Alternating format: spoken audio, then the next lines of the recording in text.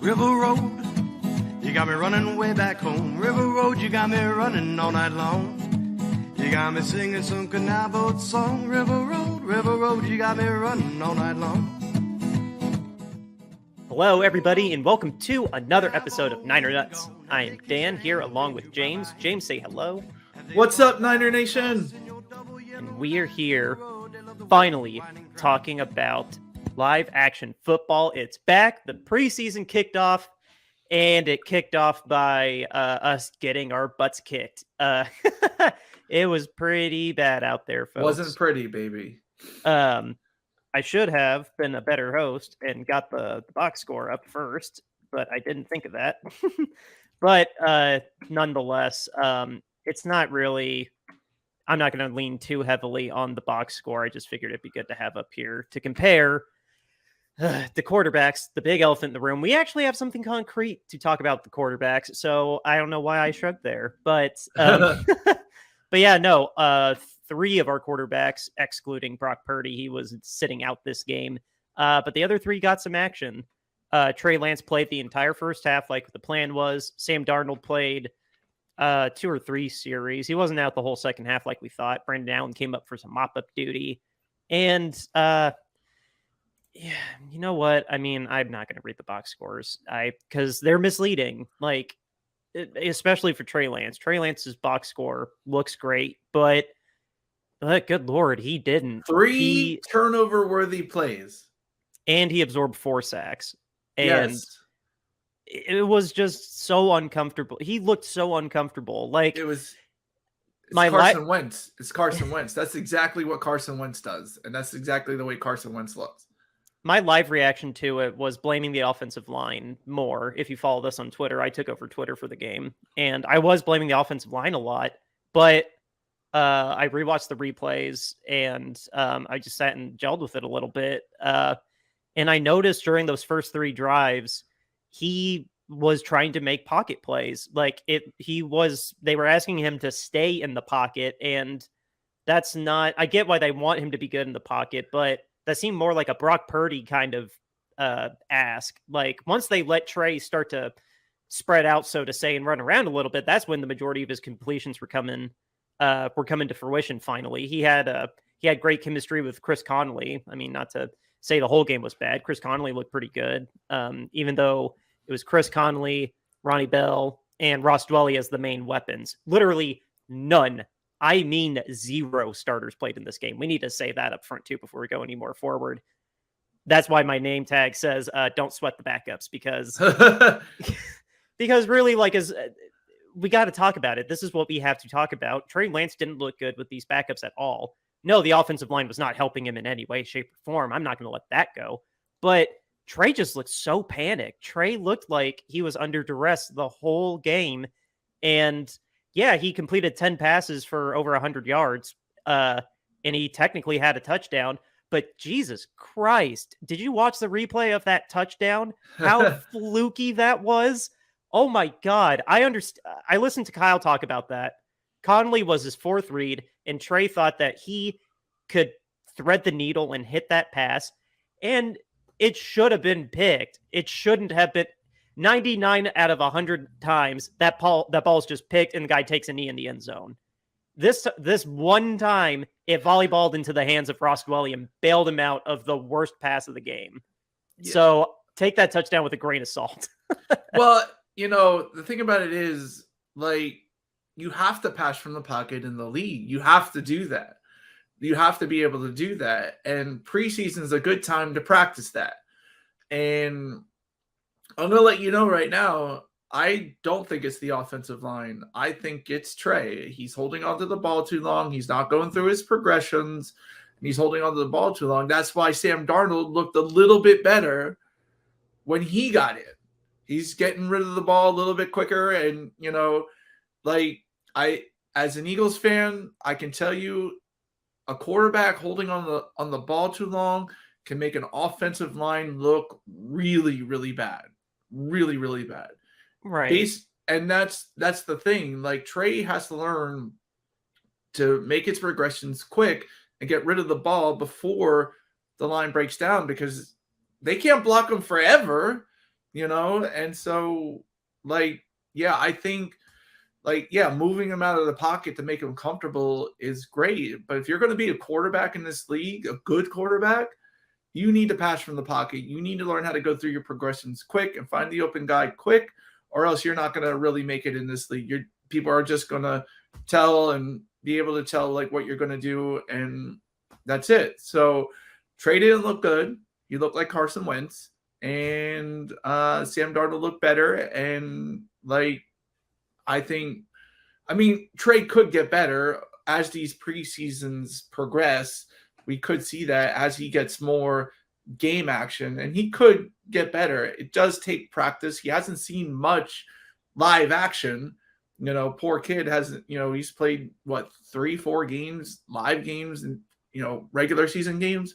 So he hasn't seen live action a lot. He does have to get used to it. So I'm not going to get him on too hard because, yeah, he's still kind of fresh. He still hasn't really played and gotten used to passing from the pocket. So hopefully as the season continues, because he's obviously going to be he's obviously not going to be the number one starter. That's going to be Brock Purdy. Will he fight between 2 and 3? We'll see. Right now, I would say I'd want Purdy, Darnold, and Trey, just like they did last year. They had the young guy, they had a seasoned vet behind him, and then they had another young guy. And I think that's the way to go. I don't think Trey should be number 2, especially the way he looked after this game. But he does need reps. He needs more reps. Yeah. Excuse me. There's a lot of nuances to consider in this game. Like, the way I think it's fair to speak about it is looking at this at face value. At face value, no, Trey looked incredibly uncomfortable. He didn't look prepared to handle the pressure of these live reps, even though, here's one of the nuances, they were all backups. All the Raiders were backups too. I guess they mutually agreed to only play second, third, and fringe players. But at the same time, at face value, Sam's 50-plus games that he started showed he looked far more comfortable in the pocket. He looked like he was reading his progressions pretty well. He could sense when he needed to bail on a pass and then throw it out of bounds. And I got to say, I was so impressed with that deep shot. Like, I think it was like 30, 40 yards that he connected with Ronnie Bell on a nice deep sideline fade. That was that was that upside. What did I tell Niner Nation when we sign Sam Darnold?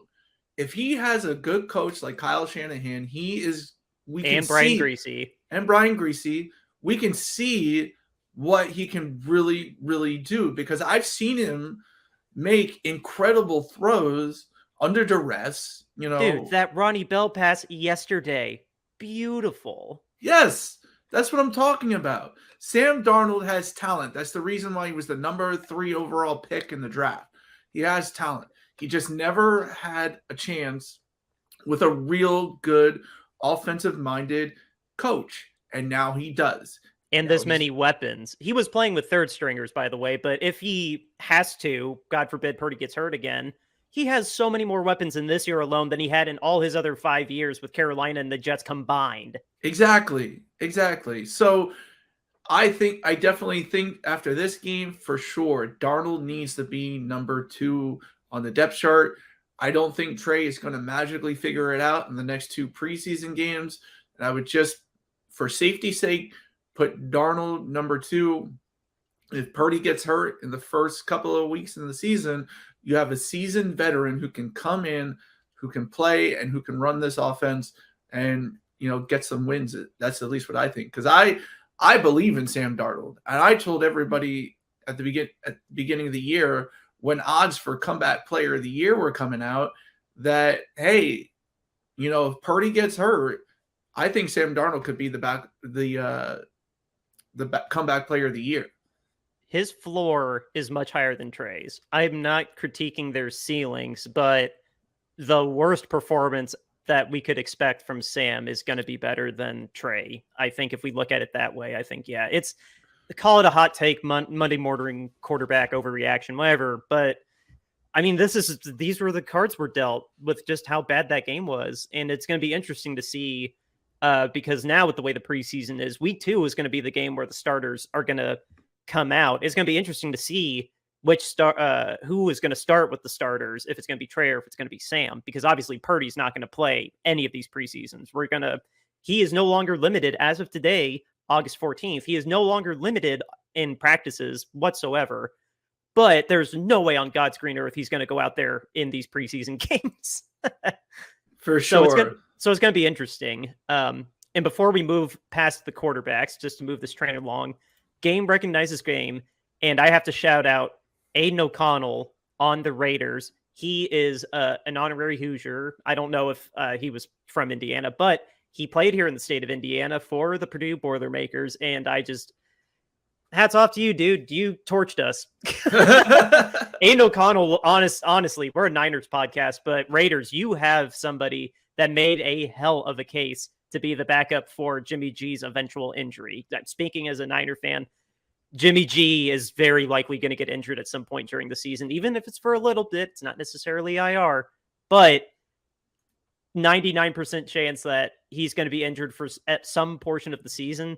I think you got a pretty decent insurance policy with Aiden O'Connell. He honestly looked really, really strong.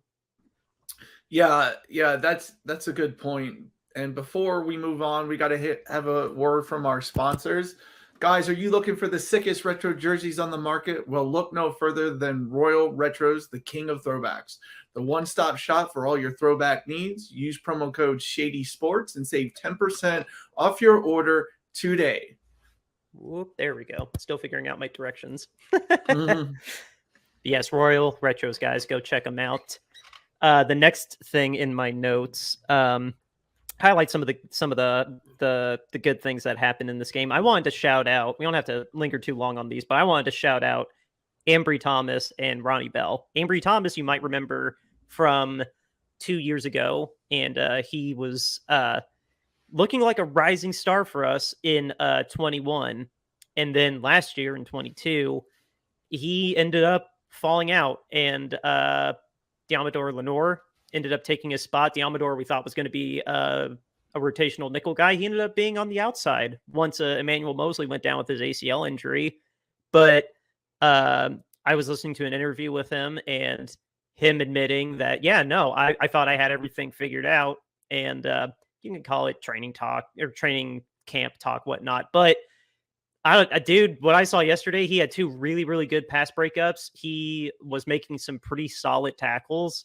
I'm not saying he's going to replace Diamador Lenore, but it was nice to see Ambry Thomas get back into shape. And then we already talked about the other guy I wanted to highlight, but Ronnie Bell, our 7th round wide receiver from Michigan, he's making a case to be number 4 on the depth chart while Ray McLeod is dealing with his wrist injury. He made a case to be our punt returner. He made a case to be number 4 behind 3rd and Juwan Jennings. No, those guys, amongst how bad the rest of the game went, I just wanted to give those 2 guys the game ball. They really stepped up in this mess. Well, it's good to have a bright spot in a blowout, So, and you are going to have that in preseason games. You're going to have these young guys who are late round picks to show. And I agree with you, man, that it's good to see these guys going out there and trying to earn a spot and making cases to make the roster. Generally, 7th round picks might get cut in their first year, but it's good that he's making a case, and we just have to keep watching these preseason games to see how well he does now that there's a little bit of tape out there, and see what teams do.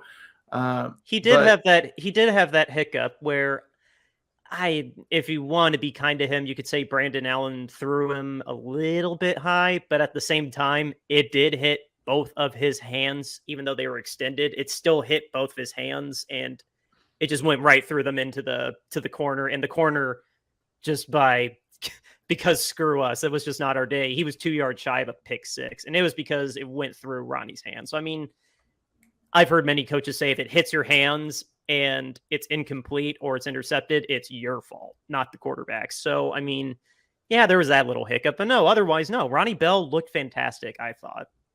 Well, and he's going to keep going, I bet. I mean, he's a Michigan receiver.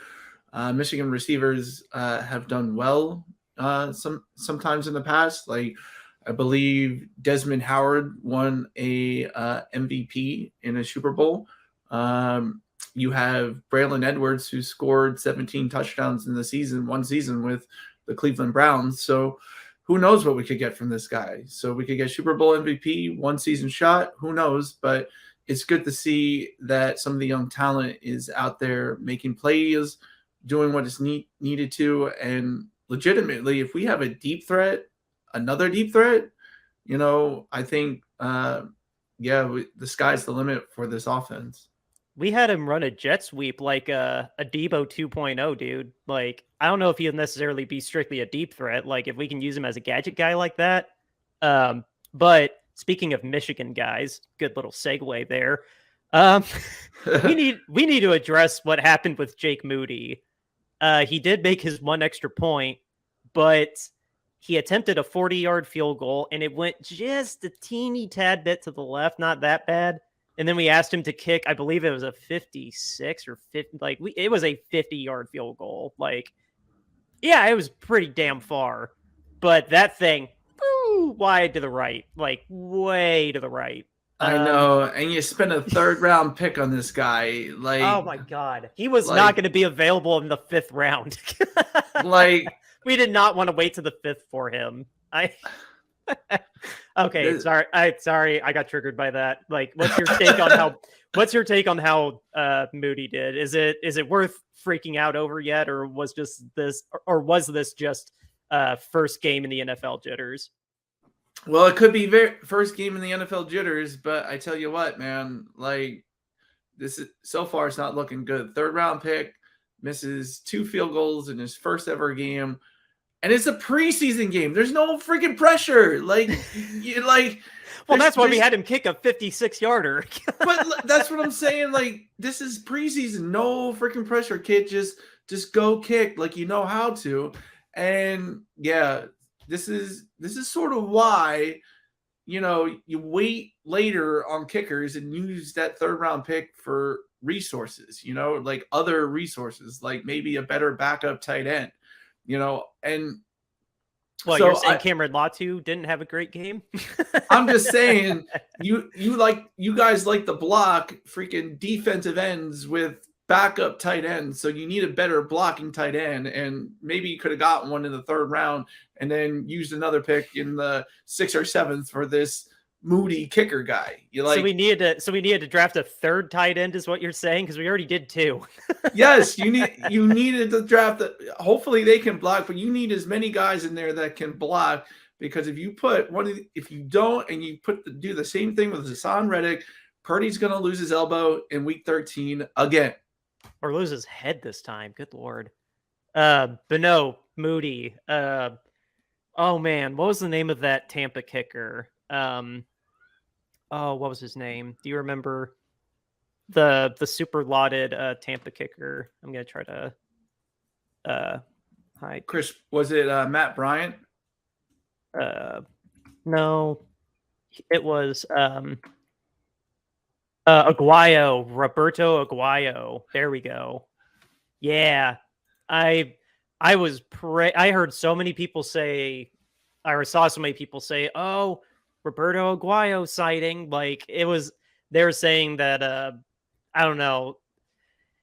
Hopefully this is just first game jitters. Hopefully this doesn't turn into an Aguayo situation where, if anybody listening doesn't remember Aguayo, he was a very, very, very, I think he might have been 1st round kicker, if not 2nd, by Tampa Bay. And at the time, he was a Florida State kicker, I want to say. That was the best kicker in college at the time. Dead on arrival. Absolutely failed at the NFL level. I think he was with Tampa for like 2 years, and then it was like a pit stop at the Bears. I might have the journey I'm talking about is right. Some of the details I might be getting wrong, but no, the baseline fact that Roberto Aguayo was a high draft pick and failed and was out of the league in like 3 years. I'm not going to say that we're there yet with Moody, but it just added to the laundry list of things that could have gone wrong that did go wrong for us yesterday. I mean, and the thing about it is there's a million good kickers out there. You don't have to draft one. You don't. the Eagles have proven that they haven't drafted a kicker since Cody Parkey, and yeah, I don't like. Or we could have, well, okay, no, we couldn't. $5 million for Robbie Gould. I mean, that is a lot of money when we were trying to pay Bosa and this rookie class. But no, I get what you're saying though. There are a lot of kickers. No one has backup kickers. There's only 32 kickers employed right now. So yeah, but there's so many kickers out there. I mean, that's what I'm saying. Look at Dicker the kicker. He wasn't even on a team last year. He ended up kicking for 3 teams last year, and now he's a Los Angeles Charger. Oh, they did give him a multi-year extension? I would think so. Like, I didn't notice it, but I mean, come on, Cameron Dicker the kicker. Like, well, they let Guy go to Indianapolis, so I know they had an opening. Yeah, I imagine they kept Dicker the kicker. I would think. I mean, we could check the depth chart if you want to do that real quick. But I mean, that would make sense. Dicker the kicker, where is he? I bet. It says that he is a kicker for the Chargers on his Wikipedia page. I'm sure near the bottom here it would say. Nope, it doesn't say what contract he signed, but he is a part of the Chargers, though. That I know for sure. So there you go. Cameron Dicker, the kicker, was not even on a roster, and he got picked up by the Eagles, kicked 3 field goals, including the game winner on that terrible Arizona grass in I believe it was raining, or I just know the field was terrible. And he ended up kicking a game winner, there. And then he goes to I keep calling him San Diego. He goes to Los Angeles and gets a starting job because their kicker got injured. So it's not too hard to find a kicker, and you do not need to spend a 3rd round pick on a kicker. So, and with that, we're going to talk a little bit about our second sponsor. Do you wish you could buy and sell your bet like stock? Then go to WagerWire and keep track of all your bets from all your sports books and get the best price for your payout. Use promo code DBrownie710 if you like Dan's pick, or if you're a Jimmy B fan, use BrayJames5 to get matches and bonuses from syncing your books. Check out WagerWire today. Yes, I was trying to point, but it'd be easier for you to point straight down since it's under you. Oh, there it is, guys. Well, yes. I have to read the script, and it comes up in front of me, and I can't see my little thing. Oh, okay, I gotcha. Well, I guess, I mean, since we're getting close to what we usually run for these, I'm just trying to think. I guess my closing thoughts here on this game are I'm not panicked, honestly. There's definitely some things to think about with this game for sure. Like Moody, not trying to read in so much, but still taking in information between Sam and Trey. And yeah, I think I agree with you that it is. I think objectively, even though Trey was going against harder competition than Sam, regardless of that competition, Sam made a better case to be the number 2 than Trey did. It's going to be really interesting to see if they decide to flip it and Sam goes out with the starters or the number 2s, whoever goes out there and plays against Denver next. So I don't know. I think it'd be worth it. I don't know. I don't personally know what their plan is, but I think it's definitely worth considering getting Sam out there with the tougher competition if this is indeed going to be the game where starters even play 2 series. I can't exactly remember. I know our starters barely played last year, but I mean, it used to be the dress rehearsal, like the second to last preseason game was always the dress rehearsal, but the third out of 4. Yeah, everything's joint practices now. Like, you got to follow the joint practices and see what they're like. And unfortunately, we don't have media credentials to go watch a joint practice. Sam, you hear me? You hear me, Sam? Get us credentials.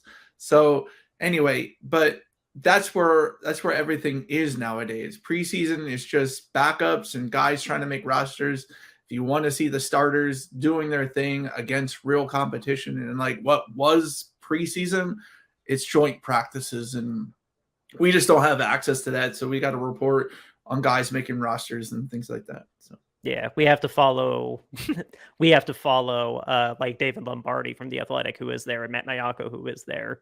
But no, I mean it's fun. It's fun. You can make an exercise out of it of just like reading way too much into these games. But I was bummed out, and I appreciate all of you who did comment on my post about this being a weird emotional season for me without my dad here. But yeah, no, I mean it was just kind of nice to watch football again. Really, For that's what I sure. tried to take away from this more than anything. Like, I mean, we've beaten it over the head. It's about the quarterbacks, and we still got like 4 more weeks of hearing the rumors, and then at least we get 2 more opportunities to see them. Because I mean, I'm sorry, Brandon, like you're probably going to be the practice squad quarterback. Like, we do get some more legitimate film that we can talk about, and maybe they'll give us some more insiders, something more serious to talk about than this week. But I mean, no, I was more excited to praise Ronnie Bell.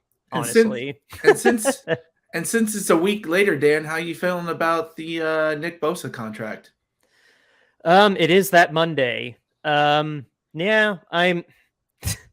Since we talked about it last, and thinking about like if he would even play, he wasn't going to play in these games. And while he's a player I'm not that worried about getting these reps in because his position is so singular versus like a Kittle or a Debo if they were holding out, because they have to learn these route trees and they have the really complex offensive calls, and like the way that Kyle runs the offense is so complex. But when you're a defensive end, I mean, you're a defensive end. You hit the guy and drop back to catch the runner, or you're bull rushing the quarterback. Your job's kind of straightforward. I am not saying I'm not worried, though.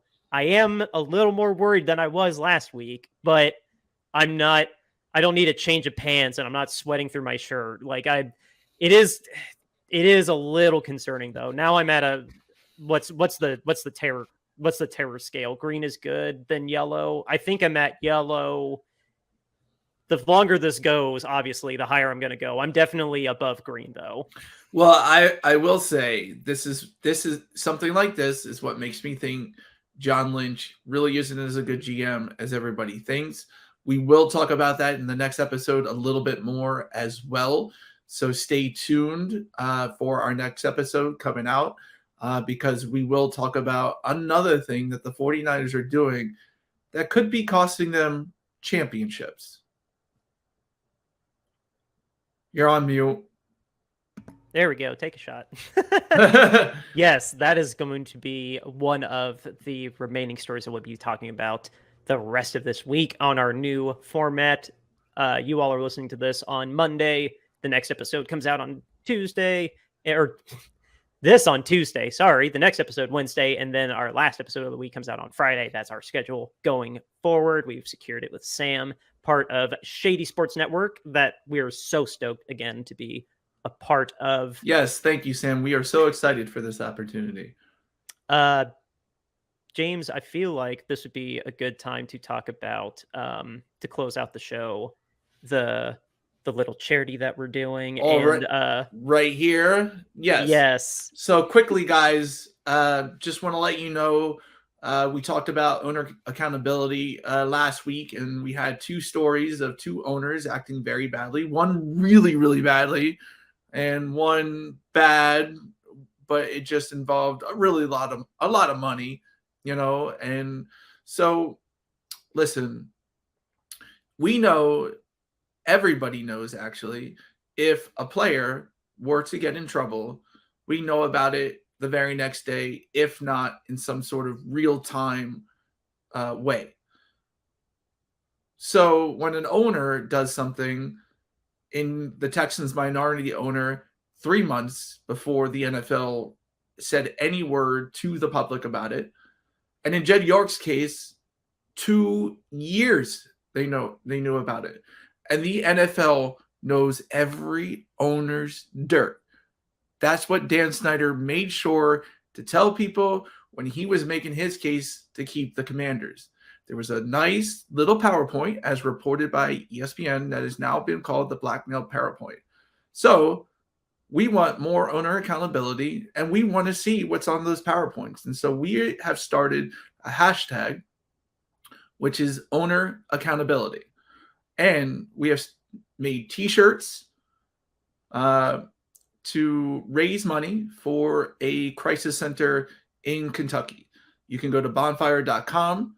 We also have a hot new design with you. So, Dan, I don't know if you can get that one up. We also have there's our Niner Nuts logo right there. So that's our logo. That's our t-shirt. We have our podcast art t-shirt. And then we have the owners in a standoff. That's Dan Snyder's in the middle, and a bunch of some of the owners, Jim Irsay, Jerry Jones, facing off with him. And where's the other one? Oh, you're on mute. You're on mute. There we go. That's why you can hear me. Yeah, no, the other one, I definitely am going to make a little sliver here in editing and post it, because I will have to make that for the other episodes live. Okay. All right. That's no problem. Let me just, so maybe to help you out here, so you don't have to edit it. Let me go to my photos and. Yep, nope, that is a massive boo-boo on me. I got the 4 shirts, but not the 5th one. Ooh, so hey, there you go, guys. Oh, that's our little Niner Nuts mascot. You can get that at a t-shirt. That bonfire.com that you see right there in the middle. Go to there, donate to a good charity. All proceeds go to charity, and try to make our owners be more accountable and have the NFL report like they do standards. Owner standards are less than player standards, and we need owner accountability. Yes, we do. Go ahead. It's for charity. Again, it's not for us. It's for charity. Go out and support. Our cause. We'd really appreciate it. Oh, I guess you didn't. For some reason, I thought that you told everybody where they could listen to us the rest of the week as well. Because all I got is I got 2 things to say. If you want to remind everybody where they can reach out to us here in the meantime. So, guys, we got Twitter, which is at Niner Nuts. Same with Facebook. We're on TikTok, as you can see up in the corner over there. Twitter, TikTok, YouTube, Instagram, all is with the at Niner Nuts. So go to those places to check us out. And if you like what we do and you want to support us, maybe be a guest on the show, go to Patreon as well. You're on mute again. Yeah, we rehearse, guys. What are you talking about? This is beer. It's not water. Yeah, I mean, a lot of people have taken a lot of drinks because of you today. I'm on a Jesus Christ. This is our first episode. I'm on a roll. Yeah, and just so you know, guys, there is an official drinking game, and every time somebody forgets that they are on mute, someone has to drink. So the only news from The only news from Roto World is that both Zeke Elliott and allegedly, because it's not official, Dalvin Cook have both signed new contracts. Zeke with the Patriots, Dalvin Cook with the New York Jets. Cook is allegedly, it's not official yet. It's expected, but yeah, Zeke is signing with the Patriots. That's all I got. We're running late. I need a break before the next one. Yes, so check us out, Niner Nation, at all those social media outlets. Outro music, River Road, Justin Muth. See you on the next episode. Beat the Broncos.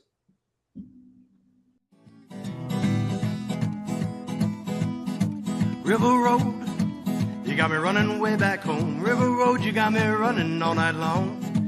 You got me singing some canal boat song. River Road, you got me running all night long.